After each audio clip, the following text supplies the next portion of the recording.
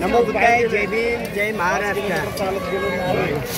आज ह्या सगळ्या कार्याचा आनंद वाटतो की गेल्या अनेक 8 ते 10 वर्षापासून आम्ही कार्यक्रम आयोजित करत असतो आणि कार्यक्रम आयोजित केल्यानंतर ह्या ठिकाणी भीमा कोरेगावला येणारा मानवंदनेसाठी जी भीम सैनिक आहे ह्या भीम सैनिकांसाठी आम्ही ह्या ठिकाणी मोठ्या प्रचंडने ह्या ठिकाणी जेवणाचं आयोजन करत असतो आणि त्याचा लाभ पूर्ण भीम सैनिक या ठिकाणी घेत असतील आणि चांगल्या आनंदाने या ठिकाणी गोळ्या मेळ्याने बहीण भावासारखे या ठिकाणी सर्व आम्हाला एकमेकीला मदत करतात आणि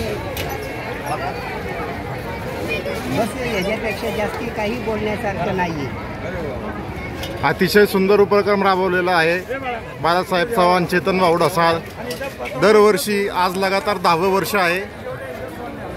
फार सुंदर भीम सैनिकांनी राबवलेला हा अतिशय स्तुत्य उपक्रम आहे।